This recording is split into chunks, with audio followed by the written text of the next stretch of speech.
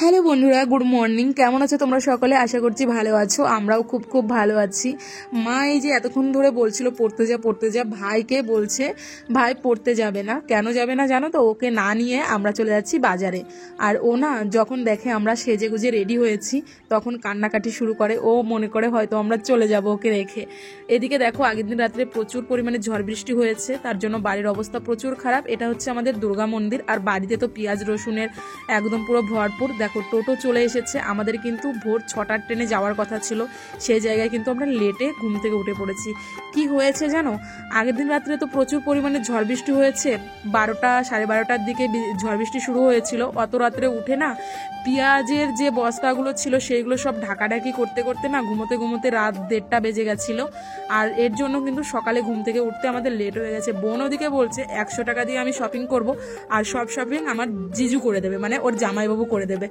তারপর দেখো আমরা কিন্তু উঠে গেছি টোটোয়। এখন হচ্ছে আমরা যাব। আর রাস্তার অবস্থা এত খারাপ তোমাদেরকে না বললেই নয়। দেখো রাস্তা দেখে বুঝতে পারছো যে কত পরিমাণে ঝড় বৃষ্টি হয়েছে। আর সত্যি কথা বলতে কি বলতো, মানে বহুত দিন পর এরকম ঝড় বৃষ্টি হলো। চৈত্র মাস পড়েছিল ঠিকই, কিন্তু ঝড় বৃষ্টি ছিলই না বললে চলে। আর এবছরে এত গরম পড়েছে, আমি তো কোনো বছরই চৈত্র মাসে সেরকমভাবে এখানে থাকতে পারিনি বিয়ের পর, কিন্তু এবার দেখলাম প্রচুর পরিমাণে গরম পড়েছে। সত্যি কথা বলতে গরম সহ্য করা যাচ্ছিল না। এই যে বসে আছে যাকে দেখতে পাচ্ছ, এটা হচ্ছে আমার দাদার মেয়ে। আর বোন যাচ্ছে, আমি যাচ্ছি, আর আমার বর যাচ্ছে। আমরা এই 4 জন মিলে যাচ্ছি আজকে বাজার করতে। আমাদের গন্তব্যস্থান হলো কৃষ্ণনগর বস্ত্র বাজার। আর যেহেতু চৈত্র মাস পড়ে গেছে, চৈত্র মাসের অধাঅধি হয়ে গেছে, চৈত্র সেল শুরু হয়ে গেছে, আমরা সেলের বাজার করতে যাচ্ছি। সেল তো সমান সমান একই রকম দাম থাকে, কিন্তু ওইখানে গেলে মনের মতো করে বাজার করা যায়, যেটা কিনা আমি শপিং মলে গিয়েও করতে পারি না। গতকাল রাতে যে ঝড়টা হয়েছে সেই ঝড়ে কিন্তু লোকের ভালোই ক্ষয়ক্ষতি হয়ে গেছে। কারোর ঘরের চাল উড়ে চলে গেছে, কারোর রান্নাঘর ফেলে দিয়ে গেছে।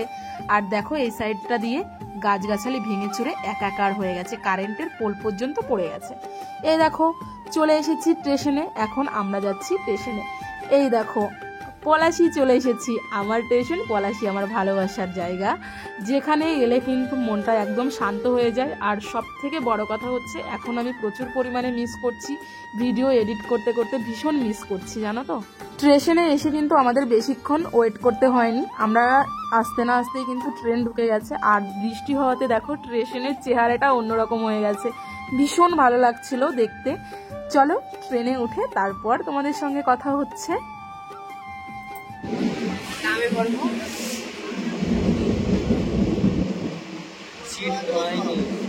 পরের স্টেশনে নামবো সেটা বলে কিছু বল দাদার মধ্যে জানতে চুপ করে থাকতে গেলে আমি সব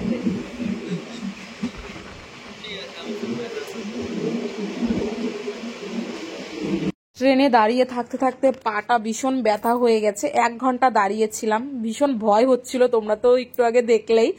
তারপরে চলো এখন যাওয়া যাক ওই পাশে। আর এই দেখো স্টেশনের এই পাশটা দিয়েও জল হয়ে গেছে। চলো এখন শপিং করব। কোথাও গেলে ঠিক হাতটা এইভাবে শক্ত করে ধরে রাখে, রাস্তা পার করে দেয় হাতটা ধরে।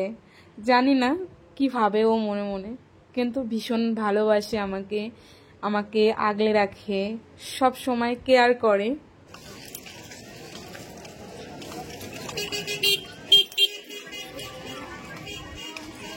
চলে এসেছি বাজারে, কি পরিমাণে ভিড় দেখতে পাচ্ছ। চলো ভেতরে যাওয়া যাক। আর বোন আর দৃষ্টি মিলে আগে আগে ভেতরে ঢুকে গেছে। এখন আমি আর তোমাদের দাদা ভাই যাচ্ছি। ফার্স্টে আগে হচ্ছে দাদার মেয়ের জন্য জামা কাপড় কিনবো, তারপর হচ্ছে আমাদের জন্য কিনবো। অনেক কিছু বাজার করার আছে, আরও আগে আসলে মনে হয় ভালো হতো। এখন চলো ওর জন্য জিনিস নেব। ফার্স্টে চলে আসলাম আমরা প্লাজোর দোকানে। ওর হচ্ছে ভীষণ শখ প্লাজো আর টপ নেওয়ার। তো ফার্স্টে হচ্ছে ওর জন্য দুটো প্লাজো আর হচ্ছে দুটো টপ কিনে দেবো। এই প্লাজোটার দাম অনেক বলছিল, কিন্তু এরকম দাম যদি হয় আমরা তো আমাদের গ্রামে যে ফেরিওয়ালাগুলো আসে ওনাদের কাছ থেকেই নিতে পারতাম, বাজারে কেন আসতাম।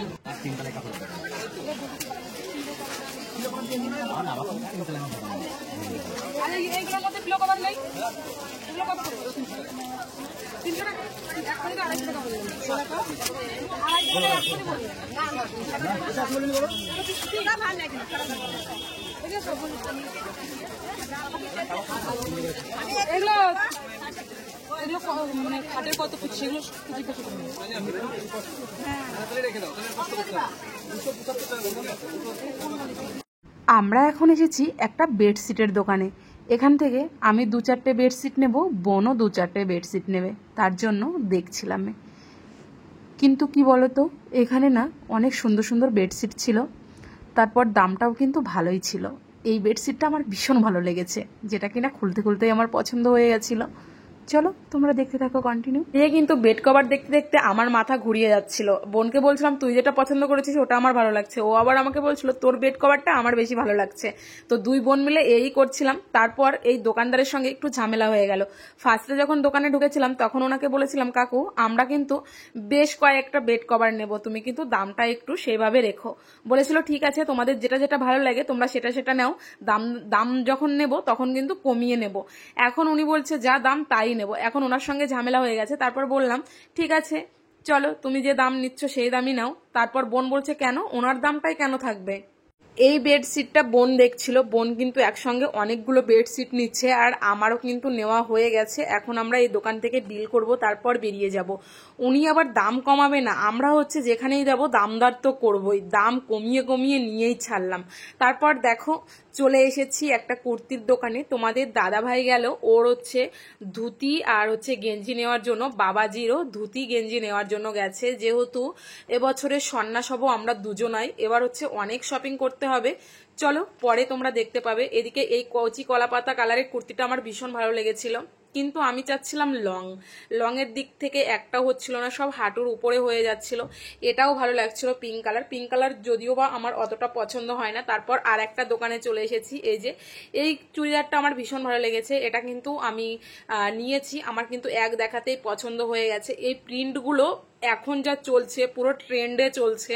তারপর আমি বলছিলাম আমাকে ভালো লাগছে, তারপরে বললো যে হ্যাঁ ভালো লাগছে। দৃষ্টি তো ছিল আমার সঙ্গে। তারপর এই যে আর একটা কুর্তি দেখলাম, ওটাও কিন্তু বেশ ভালো লেগেছে। এই পিনটাও আমার ভীষণ ভালো লেগেছে। তারপর আর একটা চুড়িদার ছিল, আমি কিন্তু এখান থেকে অনেকগুলো চুড়িদার নিয়ে নিয়েছি, সবটাই তোমরা ব্লগের মধ্যে দেখতে পাবে। আর প্রচুর গরমে অবস্থা খারাপ হয়ে যাচ্ছিল। এটাকে আবার উপরে ঘোরাবেন, তলায় লাগাবেন, সানিয়া মির্জা হবে।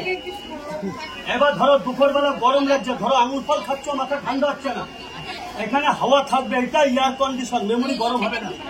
আর কত কথা। এবারে যার টাকে চুল না, এতটুকু না, একটু অল্প রোলটা গরম চুল আসতে হবে, আরো সুন্দর লাগবে।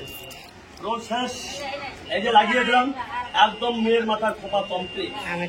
স্টেশনে এসে দেখি চুল বাঁধা কাকু। আমাদের কিন্তু বাজার হয়ে গেছে, কি কি কেনাকাটা করেছি সবটাই কিন্তু তোমাদেরকে বাড়িতে গিয়ে দেখাবো। চলো আজকের মতো টাটা।